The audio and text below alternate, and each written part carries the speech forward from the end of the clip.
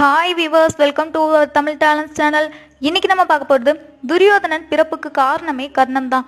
அது எப்படி அப்படிங்கிறத பற்றி தான் இன்னைக்கு நம்ம பார்க்க போகிறோம். வாங்க வீடியோக்குள்ளே போகலாம். கர்ணன் வாழ்ந்த கிராமத்தில் இருந்த கிணத்துல திடீர்னு தண்ணி வற்றி போயிடுச்சு.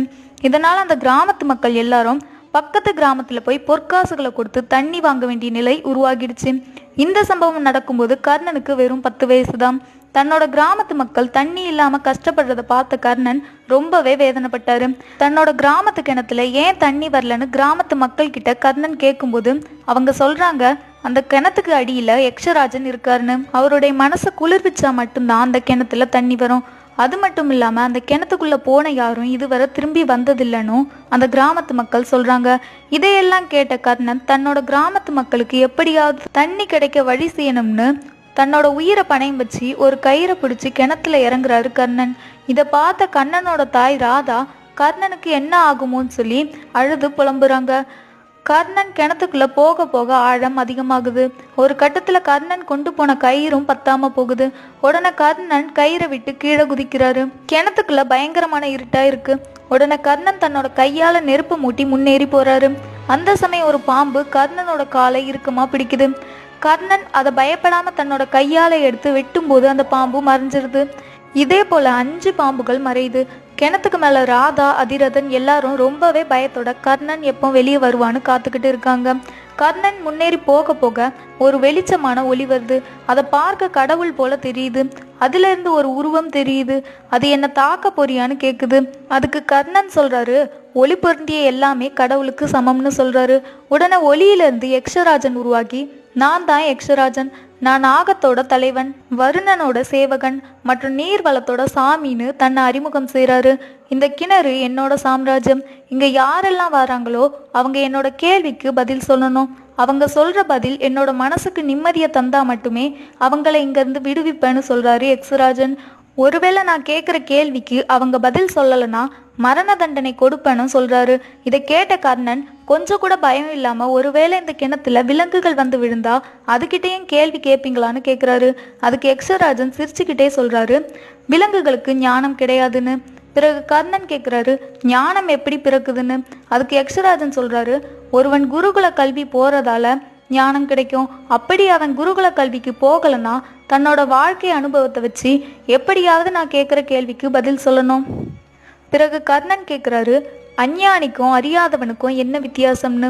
அதுக்கு யக்ஷராஜன் சொல்றாரு, ஒருத்தன் என்னதான் குருகுல கல்வி கற்றுக்கிட்டாலும் அதை புரிஞ்சுக்கிற ஞானம் இல்லாமலும் நடப்பு வாழ்க்கையிலிருந்தும் தன்னோட குருக்கிட்ட இருந்தும் எந்த ஒரு அனுபவத்தையும் கற்றுக்காமலும் வாழ்றவன் தான் அஞ்ஞானின்னு சொல்றாரு.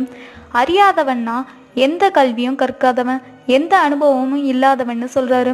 அதுக்கு கர்ணன், நான் அஞ்ஞானியா அறியாதவனான்னு கேட்கும்போது யக்ஷராஜன் அறியாதவன்னு சொல்றாரு.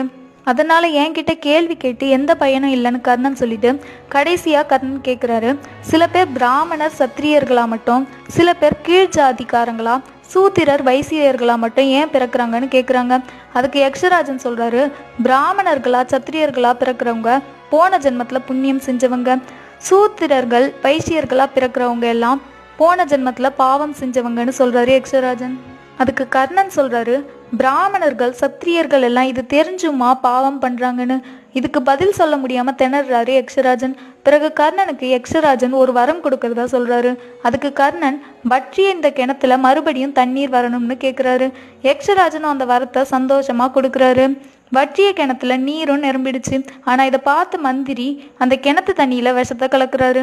அதை குடிச்ச கிராம மக்கள் 16 பேர் இறந்தும் போறாங்க.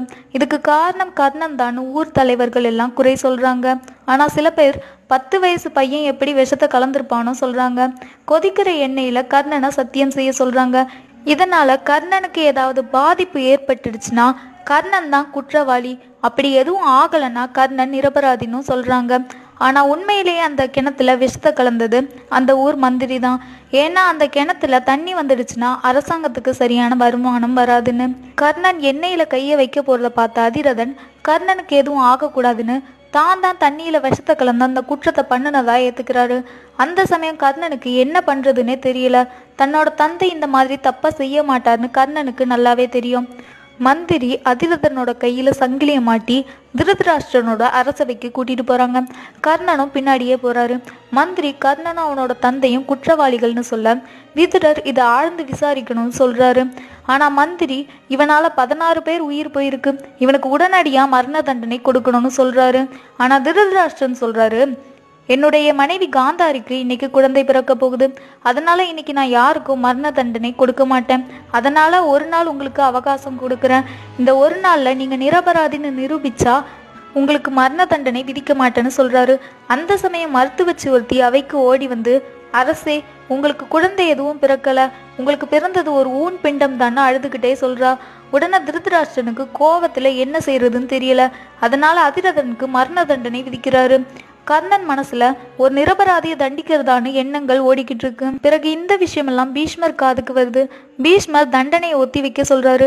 தன்னோட தாய் கங்காதேவி கிட்ட போய் திருதராஷ்டிரனுக்கு பிறந்தது ஒரு ஊன் பிண்டம் தான் சொல்லும்போது கங்காதேவி சொல்றாங்க, மகாதேவர் வாக்கு பொய்யாகாது.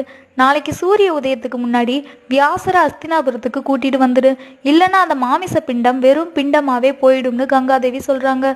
உடனே பீஷ்மர் கங்கை கிட்ட விடை பெற்று அஸ்தினாபுரம் வந்து திருதராஷ்டிரன் கிட்ட வியாசர அஸ்தினாபுரத்துக்கு கூட்டிட்டு வரும்படியா சொல்லும்போது சகுனி தன்னோட தங்கைக்காக தானே போய் வியாசரை கூட்டிட்டு வரதா சொல்றாரு.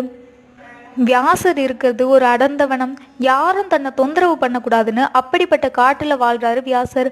ஆனா சகுனி தன்னோட தங்கைக்காக எப்படிப்பட்ட தடைகளையும் தாண்டி போவேன்னு சொல்றாரு. உடனே பீஷ்மர் சகுனிக்கு துணையா 32 மாவீரர்களையும் அனுப்பி வைக்கிறாரு. வியாசரை கண்டுபிடிச்சு கூட்டிட்டு வரவங்களுக்கு பெரிய பரிசு கொடுப்பேன்னு சொல்றாரு பீஷ்மர். இதை பார்த்த கர்ணன், என்னோட தந்தை உயிர் ஆபத்துல இருக்கு, நான் வியாசரை கண்டுபிடிச்சு கூட்டிட்டு வந்தா என்னோட தந்தையை விடுவிப்பீங்களான்னு கேட்கும்போது பீஷ்மர் சொல்றாரு, நீ ஒரு சின்ன பையன், உன்னால அது முடியாது, உன்னோட தந்தை நிரபராதியும் இல்லைன்னு சொல்றாங்க.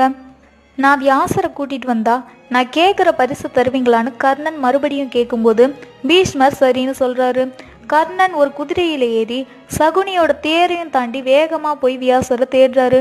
அது ஒரு மாயவனம், அதனால அங்கிருந்து எல்லாரும் மறுபடியும் அஸ்தினாபுரத்துக்கே வந்த மாதிரி உணர்றாங்க. பிறகு ஒரு பள்ளத்துல சகுனியும் ஒரு வீரனும் விழும்போது சகுனி ஒரு கயிறை பிடிச்சி மேலே ஏறி வராரு. பின்னாடி ஒரு வீரனும் கயிறை பிடிச்சி ஏறி வராரு. அந்த வீரனை கீழே தள்ளி விட்டு சகுனி மட்டும் தப்பிக்கிறாரு.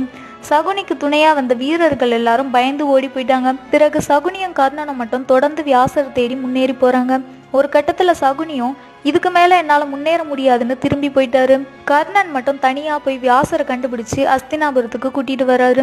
ஒரு பக்கம் காந்தாரி அந்த ஊன் பிண்டத்தை எடுத்துக்கிட்டு கடல்ல குதிச்சு தற்கொலை பண்ணிக்க போறாங்க.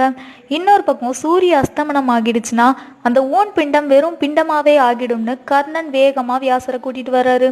ஒரு வழியா வியாசர் வந்து காந்தாரியை தடுத்து நிறுத்தி ஊன் பிண்டத்துக்கு உயிர் கொடுக்கிற வேலையை செய்ய ஆரம்பிச்சாரு.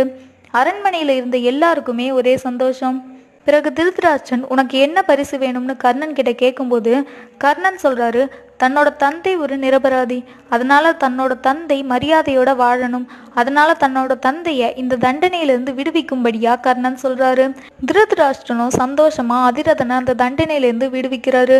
பிறகு கர்ணனோட தந்தை அதிரதன் பீஷ்மரோட தேர் சாரதியாகவும் அமர்த்தப்பட்டாரு. இதுதான் துரியோதனனின் பிறப்புக்கு காரணமான கர்ணனின் கதை. இதுல துரியோதனன் மட்டும் இல்லைங்க, 100 கௌரவர்களும் அடங்குவாங்க. இந்த பதிவின் மூலமா துரியோதனன் பிறக்கிறதுக்கு கர்ணன் எப்படி காரணமானாரு அப்படிங்கிறத பத்தி தெரிஞ்சுக்கிட்டீங்களா? இந்த வீடியோ உங்களுக்கு பிடிச்சிருந்தா லைக் பண்ணுங்க, கமெண்ட் பண்ணுங்க, சப்ஸ்கிரைப் பண்ணுங்க, மறக்காம பெல் ஐக்கான் கிளிக் பண்ணுங்க. Thank you, by.